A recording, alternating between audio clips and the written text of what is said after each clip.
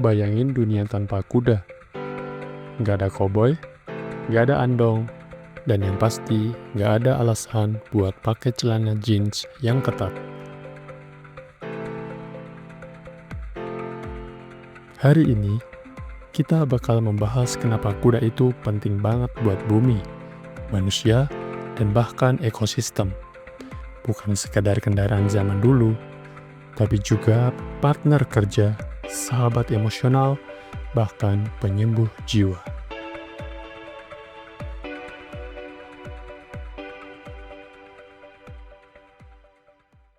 Bayangkan hidup 5.000 tahun lalu, saat manusia harus berjalan kaki puluhan kilometer hanya untuk bertukar barang atau mencari makan.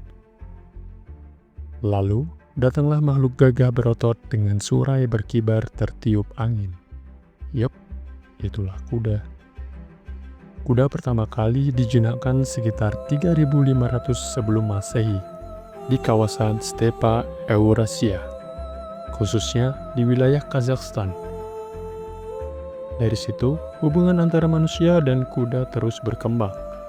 Dari sekedar alat bantu angkut, jadi alat transportasi tercepat, bahkan simbol status sosial. Jauh sebelum mobil diciptakan, kuda adalah kendaraan tercepat yang dikenal manusia.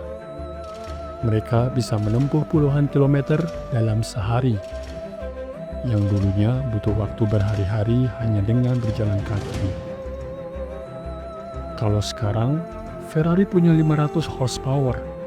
Zaman dulu, satu kuda aja udah cukup bikin orang jadi bangsawan. Makanya gak heran, punya kuda dulu bisa dibilang setara punya motor gede zaman sekarang. Keren, cepat, dan bikin orang melirik.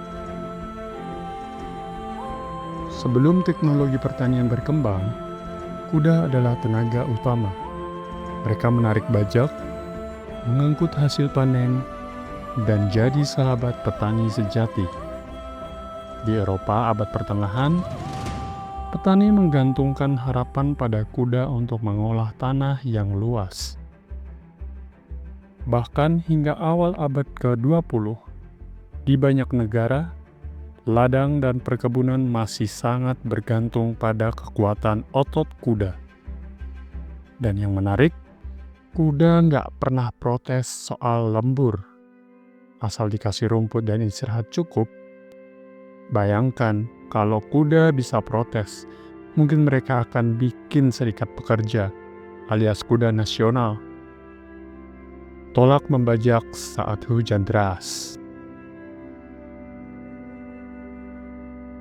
Dari pertempuran Troya hingga Perang Dunia I, kuda memainkan peran krusial. Pasukan berkuda adalah elit militer. Mereka cepat, mematikan, dan taktis. Di Timur Tengah, kuda Arab dikenal karena kecepatan dan daya tahannya. Di Asia Tengah, bangsa Mongol membangun salah satu kekaisaran terbesar di dunia dengan bantuan pasukan berkuda yang bisa menembakkan panah sambil berlari. Dan itu dengan stabil. Di Eropa, para kesatria menunggangi kuda besar bertameng, lengkap dengan zirah logam dari kepala sampai kuku. Fakta lucunya, Napoleon Bonaparte mempunyai kuda kesayangan bernama Marengo, yang menemaninya dalam 8 pertempuran besar. Saking setianya, saat Marengo mati, kerangkanya dipajang di museum, dan rambutnya dijadikan kenang-kenangan. Dan Genghis Khan, ia punya aturan, 1 prajurit, 5 kuda cadangan, supaya bisa terus bergerak tanpa henti. Artinya, sebagian besar keberhasilan penaklukan besar-besaran itu berkat stamina luar biasa dari kuda. Kuda juga menghubungkan kota dengan kota, wilayah dengan wilayah. Sebelum ada truk dan kereta api, logistik antar daerah digerakkan oleh kuda. Kuda menarik gerobak berisi rempah, kain sutra, logam mulia, bahkan dokumen penting. Mereka adalah tulang punggung jalur perdagangan dari Asia ke Eropa, dari Timur Tengah ke Afrika. Di Inggris abad ke-18, sistem pos dan pengiriman surat mengandalkan horse relay station, semacam pit stop buat ganti kuda agar pesan bisa dikirim secepat mungkin. Konsep ini kelak jadi cikal bakal layanan kurir modern. Kalau sekarang kita marah karena paket Shopee telat sehari, coba bayangin hidup zaman dulu. Surat cinta nyampe 3 bulan setelah nikah sama orang lain. Jadi jelas ya, kuda itu bukan cuma hewan peliharaan atau hiasan lukisan. Mereka adalah pahlawan tak dikenal, yang ikut membentuk dunia seperti yang kita kenal hari ini. Tanpa kuda, mungkin roda sejarah akan berputar jauh lebih lambat, dan dunia bisa jadi jauh lebih sepi. Kita udah bahas gimana kuda jadi pahlawan dalam sejarah manusia.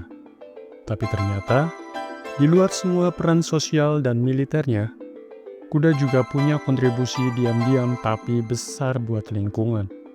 Yap, si kaki empat ini adalah bagian penting dari ekosistem bumi. Mereka bukan cuma penumpang di planet ini, tapi ikut menjaga keseimbangan alam. Bahkan lewat hal-hal yang kelihatannya sepele.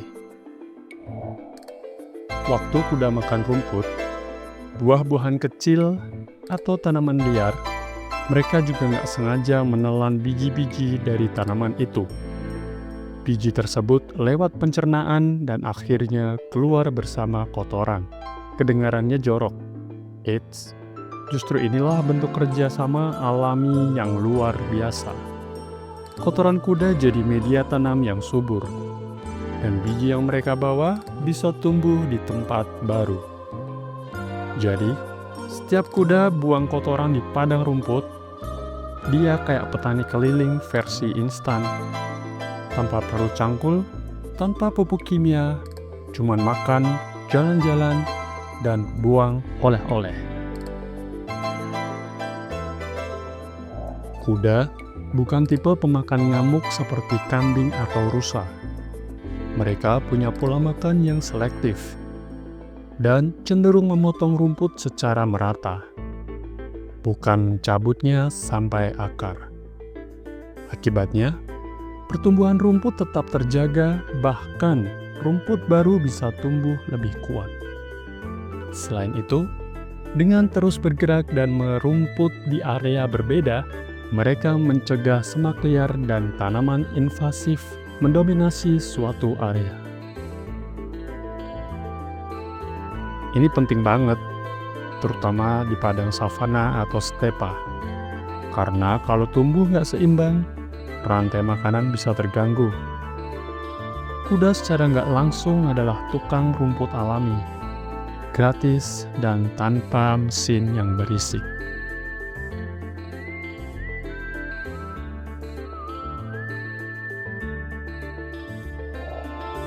Jejak kaki kuda bukan cuma meninggalkan tapak kenangan, tapi juga manfaat ekologis. Kuku kuda yang keras dan berat saat berjalan menciptakan tekanan yang mengemburkan dan mengaerasi tanah. Ini membantu udara dan air masuk ke dalam tanah lebih mudah, yang sangat penting untuk kesehatan mikroorganisme di dalam tanah dan pertumbuhan akar tanaman.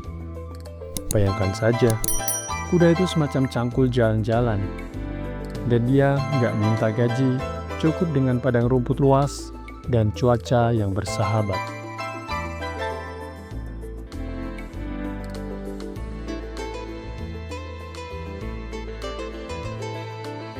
Nah, ini mungkin agak sedih, tapi tetap penting. Di alam liar, terutama di daerah seperti padang rumput Mongolia atau Amerika Utara, kuda liar menjadi bagian dari rantai makanan alami. Predator besar seperti serigala, puma, atau beruang bisa memangsa anak kuda atau kuda dewasa yang lemah dan tertinggal dari kawanannya. Ini bukan berarti kuda korban. tapi justru tanda ekosistem berjalan dengan seimbang. Populasi kuda liar tetap terkendali, dan predator mendapat sumber makanannya tanpa harus menyerang spesies lain yang lebih langka. Jadi, bisa disimpulkan bahwa peran kuda di alam bukan cuma soal berlari gagah di padang rumput. Mereka membantu tanaman tumbuh, menjaga struktur tanah, memelihara padang rumput, dan mendukung keseimbangan predator. Mereka adalah petani, tukang kebun, dan penyelamat alam yang nggak pernah ambil cuti. Jadi mulai sekarang, kalau lihat kuda liar di alam, jangan cuma dikagumi keindahannya, ingat juga kontribusinya buat bumi ini.